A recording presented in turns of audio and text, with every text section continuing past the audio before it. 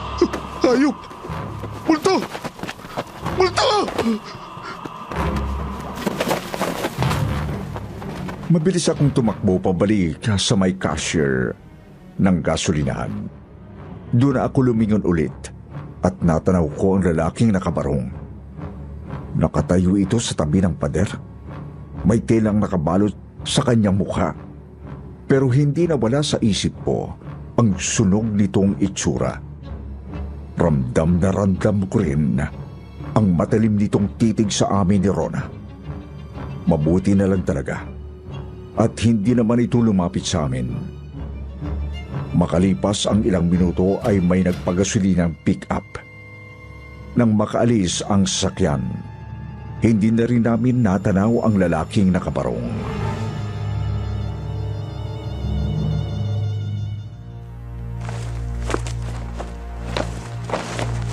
Sana yun? Biglang nawala. Mabuti nga yun na mawala na siya. Para hindi na tayo kilabutan ng ganun. Nawala nga. Hindi naman natin alam kung saan napunta. Baka mamaya niyan bigla na lang lumitaw sa harap natin. Alangan naman hanapin natin, di ba? Ano sa tingin mo dapat natin gawin, kuya? Hindi ko alam. Oo, naniniwala ako sa mga malignong ganyan. Pero hindi naman ako maalam sa mga dapat gawin kapag may multo o ano. Siguro, wag na lang natin siya guluhin. Mukhang ayaw niyang nagagambala eh. Sa naintindihan ko kasi, yun ang dahilan kung bakit nagalit siya kina Leo. Yun na nga lang siguro talaga.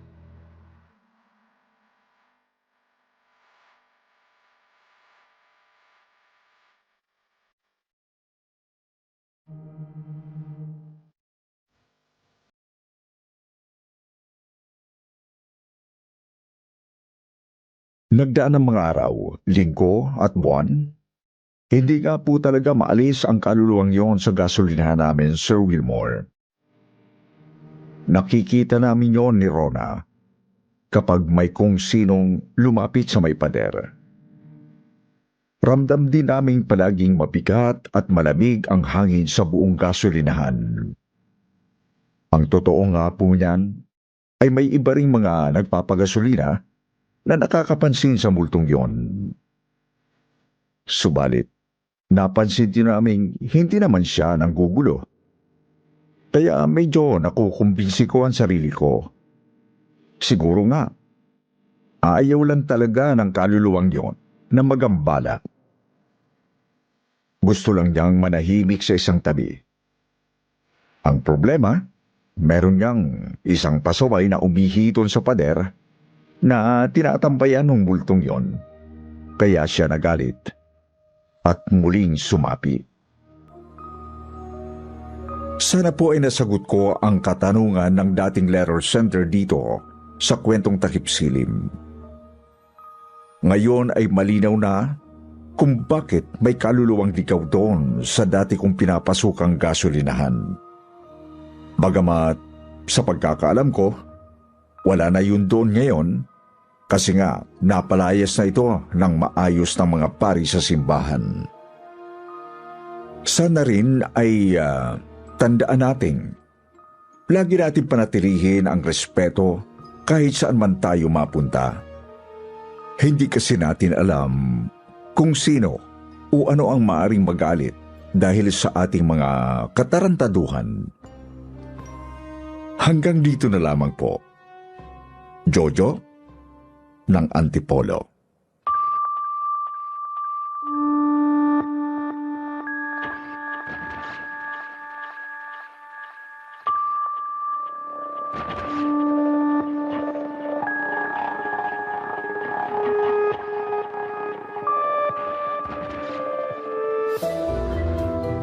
At ngayon naman, dumako tayo sa paborito nating shoutout portion.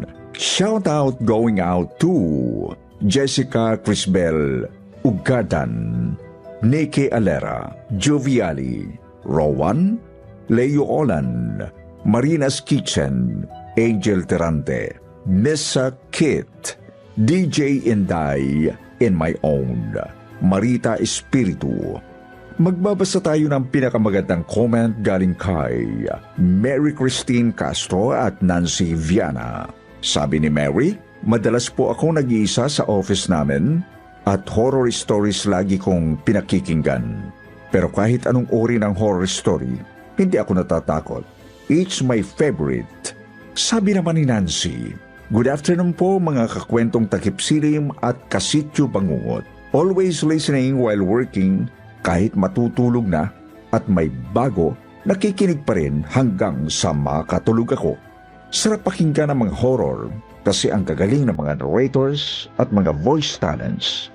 More horror stories na may aral and God bless po. Sa mga hindi nabanggit, sa susunod na lang po, huwag niyo pong kalilimutan mag-reply sa ating shoutout box na nasa comment section para ma-shoutout ang pangalan ninyo. Muli po mula sa bumubuo ng kwentong takip silim at sityo bangungot, ito ang inyong lingkod, Wilmore Plopino, nagpapasalamat.